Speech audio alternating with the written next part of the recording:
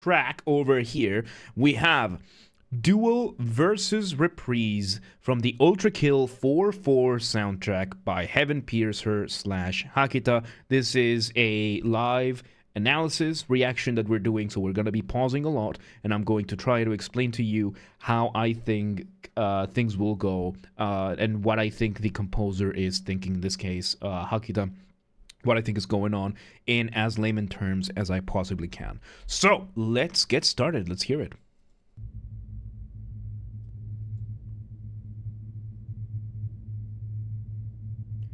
We are 6 seconds in. This is the longest bout of totally silence that we've heard from Hakita. Yes, this sound is 100% intentional. This static, I mean, it's the desert area, so it's, you know, kind of, sorry, one of my screens just shook a little bit. It's kind of a very low rumble of something. I did not hear too much bass in it, so let's just wait for. So yeah, this is.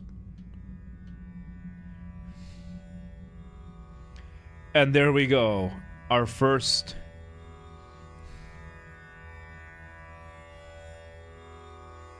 This just reminds me of Mario 64. This just reminds me of the pyramid of the desert level in Mario 64. That I don't remember what kind of instrument this is, but it's. I think it might even be the same sample because Hakita uses a lot of retro samples for these, a lot of these retro MIDI, retro VSTs from these samples, and I find it funny. I find it funny that it is it's a desert level Egyptian pyramid themed paying tribute like that is it feels like Hakita's playing tribute here. Let's see. And we have our bass. Okay, this is fairly unusual for Hakita to do. So here we have our bass line, which, by the way, you can't convince me Hakita doesn't play bass. And the bass is giving us the motif. The motif, of course, being the smallest version of your musical idea, the most basic, essential, seed-like form of your musical idea. And one of the reasons why you usually don't do this on a bass is because bass is really low, and it's sometimes difficult to tell the notes apart, which I think is kind of what Hakita is going for here. It's a fairly subtle, you feel the bass, and everything is kind of blurry. You know, you're in the desert, everything is kind of merging together, the heat of it and everything. Let's see where this goes.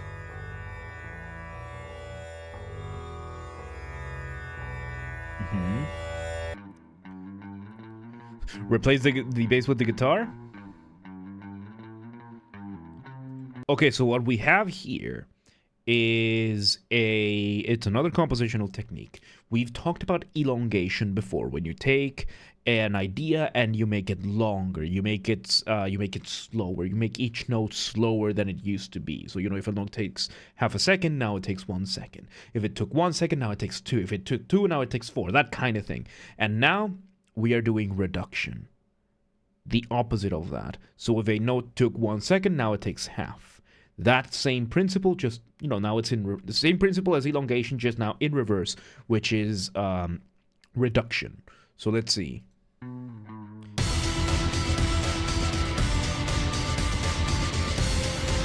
And we bring the entire band. So let me hear this. Repeat.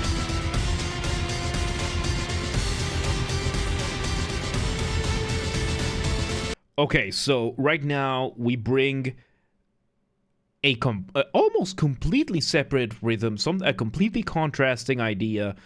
We have not done verses. No, we had not done verses before. We have a completely separate idea now coming over here and clashing really in every sense of the word against our first theme, which was, you know, very slow, very ambiance, and this one is metal. So verses should be before Duel. Well, we're not doing these in order then. And there we go. There's the theme. There's a motif.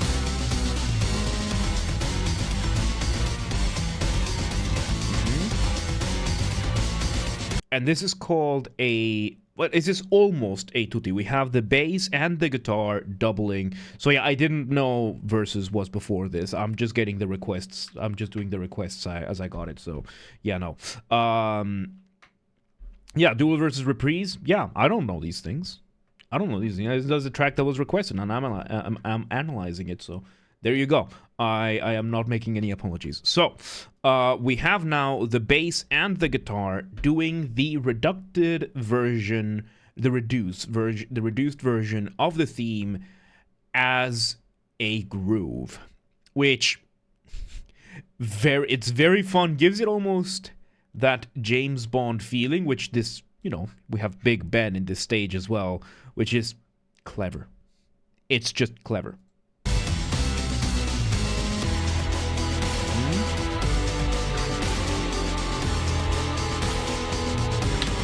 Contrasting theme again.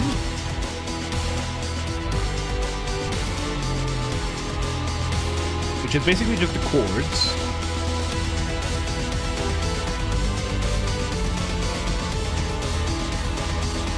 Okay, so now we have a synth adding an extra layer to this. We have the chords, which are repeating now. These chords, which are different from the chords we were listening in the previous section. And we have this extra synth adding extra rhythm to this. I'm having I need to let me hear this again. Let me just hear this transition again.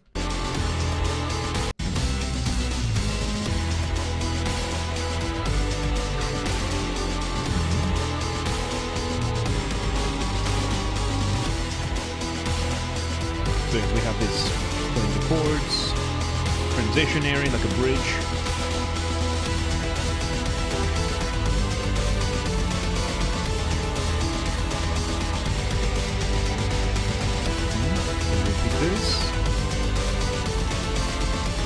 So yeah, I think this is just playing the chords and arpeggiating them. Arpeggiating, of course, when you play a chord one note at a time.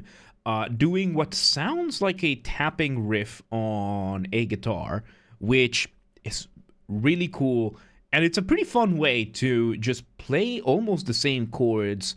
And now, oh yeah, there we go. So we've taken the chords from pretty much the previous section and took away the main motif, and now we're focusing on the chords, which is kind of what was happening at the start when we just had that initial ambience and that string instrument, the Mario 64 Desert string.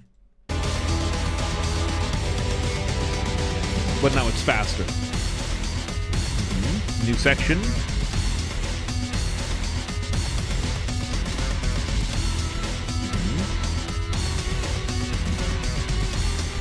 Okay, and here we have it. We have this rhythm, completely new rhythm,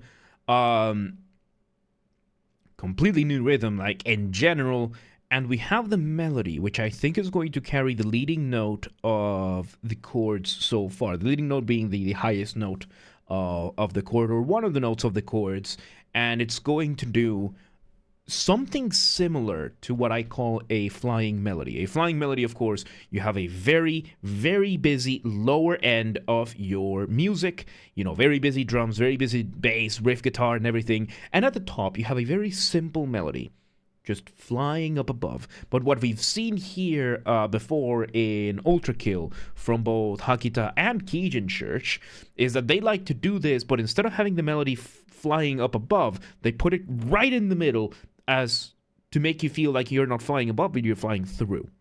Gives it a more hectic feeling, a more frantic feeling to this whole thing. So let's continue.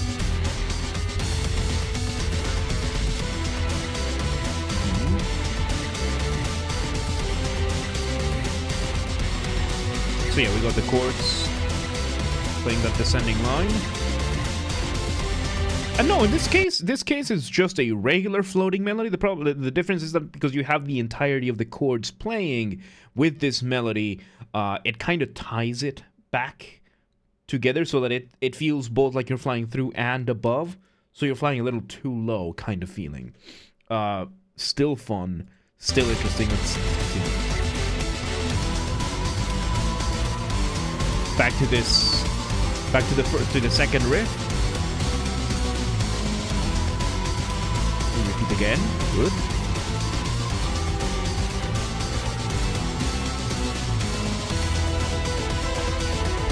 Back to this other theme with a couple of extra synths.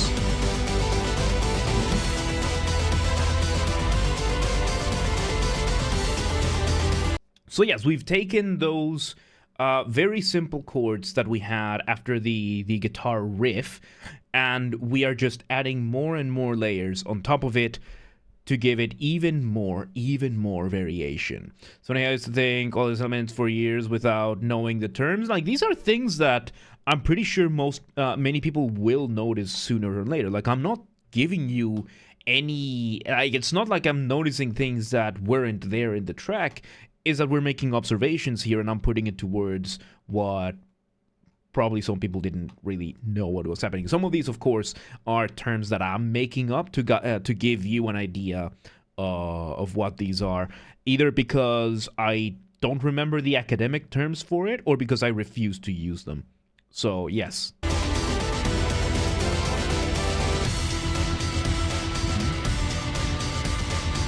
Bring back to this. Oh, and here we have the synth. The synth from Ultrakill, the one I find. Here we go, we have it here, which is, turns out it's I think it's a viola synth that I find so emblematic. It's a viola synth MIDI, super, I'm not going to say low quality, because it's not a low quality thing. It just has such a peculiar sound to it that I've just immediately associated with Ultrakill every single time.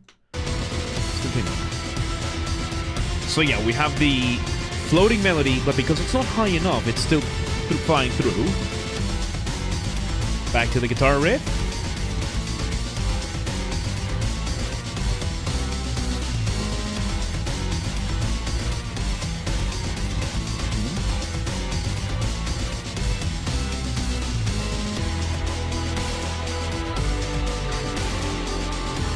And now back again to that just chords with another variation. This is almost like a rondo. Almost. A rondo, of course, being the... Hang on, this is the previous one. A rondo is the idea of going around. In music, it is defined in... We usually use letters, right? So in a rondo, you have idea A. Idea A in this case was the guitar riff. And we had an intro. We had the small intro with the Super Mario Desert synths. But now we have idea A. Then we went to idea B with the chords and everything. And in the rondo, you go back to idea A. Sometimes you will do A prime, which is a slight variation. Then onto idea C, a completely contrasting, and then back to idea A, maybe A prime, maybe a double prime, and so on and so forth. You do this. This is what is called a rondo. A rondo. This is a rondo, which means around. So... So yes, let's see. It spreads me how musically deep composers are. They could never play a game in their life and nail the story on its head just by listening to the OST. Depends on how skilled the composer is. In this case, because it's Hakita, and Hakita is Heaven Piercer, and Hakita is the lead developer of the entire game. So not only does Hakita have the deep knowledge of everything in the game, because there are composers that aren't able to pull this off that still get the gigs. The difference is that we have been listening to extremely high quality, extremely well made compositions. We've been listening to really, really good soundtracks. And just like that, there are composers that just don't fit that purpose, that won't be able to hit the mark. This happens in film, this happens in games, it happens in music in general. It will happen. I could name at least one composer that does it. There you go. So yes, and don't worry, that's just how Megumi talks. Yeah, the sarcasm is not aimed at you. It's aimed at and the thing is, just because it's your job doesn't mean you're gonna do a good one. And that's one of the key things about the arts. Recently, we saw it with the whole voice actor thing going on, that people sometimes forget that just because it's your job doesn't mean you're going to do a good one. And we have seen this a lot. So yeah, just because keep that in mind. Just because it's your job, it does not mean it's going to be a good one. Especially if you have someone like a composer that starts getting too high on their own farts. Because we see this all the time. Composers that start getting a little too far out there. Again, I have my thoughts on the classical / academic music of nowadays. I've crashed out on it several times. But it is that. There are composers out there that, because they're book smart and they follow the rules that they've been given, they think they are good at what they do. And there's a fine line between creating something clever and something that expresses the essence of what you're doing. Because music, again, it's a very difficult thing to do when you want to express a vibe, when you want to express something so extremely specific. How do you express the vibe of a desert level that has pyramids and Big Ben and is about a machine fighting demons, going towards heaven, and facing everything at extremely high pace? You can write that in words. You can write it. You can find the words for that. It's very simple. You can make a visual of it. But music is such a tricky thing to get right. So it's a machine fighting its successor. Right, this one is a machine fighting its successor. So it's resisting evolution on top of this. So you have all of these elements, all of these layers added on top of each other for this. The level of craftsmanship that you need to have to be able to know what to do and figure out what you need to do, the bar here is extremely high. It's extremely high, because I can guarantee you many indie developers will just use generic music. Oh, this is the music for fantasy games, so we put fantasy music in the game, and it doesn't fit. Why? Because it doesn't have that same level of thought through. And there are composers that will be given, okay, this is a classical thing. You give this to a composer that doesn't have this that understanding of the craftsmanship, you're not going to get a Hakita level of composition. I mean, you're probably not going to get a Hakita level composition with anybody but Hakita, but the idea here is that being able to capture that is being able to capture that is extremely difficult. And some composers have it. Some do. Hakita does. And for every Hakita, there will be a bunch that aren't even worth naming, because I simply don't know of any cases like that. So, tier list stream is coming. We're just doing some preparations for it. We will be announcing it soon. So let's continue listening.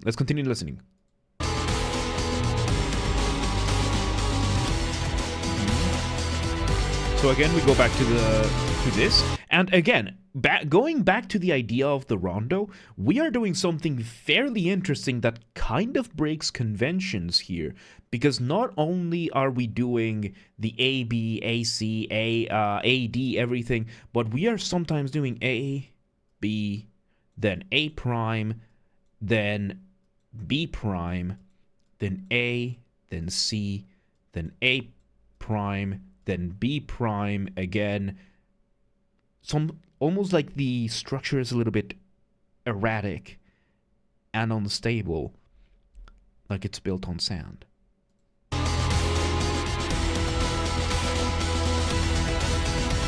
So we go back to the tapping, repeat of a previous section, fairly uncommon for rondos.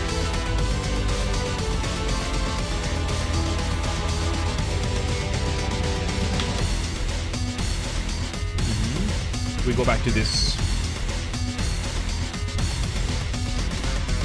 rhythm over here.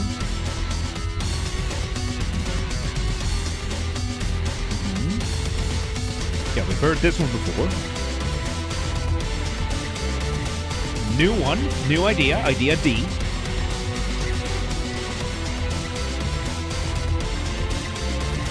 Which this idea is a variation of the original guitar riff motif of idea A. The chords are sliding instead of hammering, so to speak. Which is yet another use of course, the motif. So imagine the Carnage V1 could let loose if it was just given the directive to kill everything alive. I know, right?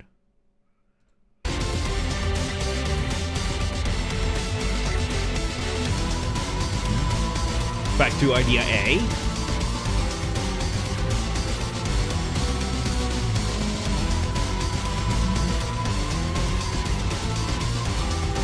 A prime probably, because there are a couple of extra layers up above.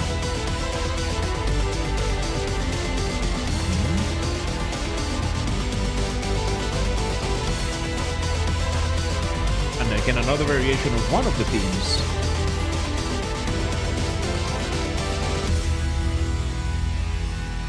Oh? Oh, that was the outro. That's why it was an extra variation that we hadn't heard before, because that was the outro. It ends, and it's going to crossfade back. It's not a crossfade, really. Oh. Oh, I get it now. Oh my god, I get it. Boy, $10, welcome to today. Finishing up work? Good, good. Hope you had a good day at work. Okay, here we go. So, on top of this being... That's why the structure was a little bit confusing to me. Because this is not any kind of rondo. This is a type of rondo that I've seen recently in more recent years happen a lot more. It's a palindrome. I guess a palindrondo? A palindrome, of course, a palindrome is the concept of a word that is spelled the same way forward as it is backward. For example, the race car. That's a word that is spelled out the same way forward as it is backward. And in this case, we have added these two concepts together. I've only seen... I haven't listened to too many other things, but I've only seen one band pull this off. And that was Haken. Their album Affinity is a musical palindrome in a very general sense. So in this sense, if we bring the idea of a rondo, so we have intro, idea A, then we have idea B, idea A prime maybe, B prime, C, A again, C, A, D. Then you have to do this all over again, but backwards. So you will go back to A, C, A, B, prime, A, B, and then A, and you finish with the intro. And in between here you can add extra spices here and there to make things a little bit more interesting. Yeah, Thompson, welcome to the mosh pit, by the way. Thank you for the follow. So very, very, very unusual and very difficult to pull off, because one, you have to come up with each separate segment, right? You have to be able to come up with each separate section on its own. Two, you have to be able to make them flow into one another forwards and backwards. Once you reach the middle point, sorry, the middle point was over here. You have to be able to... Oh no, the middle point would be here, and you have to be able to make them flow nicely backwards as well, which gives it this palindromic feeling, almost like it is two sides of the same coin. So there you go. It's Hakita. Every track that we've seen from Hakita, from Heaven Pierce Her so far, has had some semblance of an extremely complex or advanced level principle of music being done with such subtlety, because on top of it, each one of these sections, each one, section E, A, B, C, D, all of these are, every single one of them comes back to either A or the intro. They're all based out of the same seed. Every single one. It is insane how much thought goes into this, how much everything, how much just goes into these tracks, and each one of these are so masterfully crafted. It is absolutely insane. The kind of stuff that that Hakita does. So there you go. That was Duel, the versus reprise from the Ultrakill 4-4 soundtrack by Heaven Pierce Her / Hakita. Insanely good stuff. Insanely good stuff. Hakita never ceases to amaze me. It is so good, each and every one, and it just keeps getting better. So there you go. There you go. Good stuff. Anyway, let's move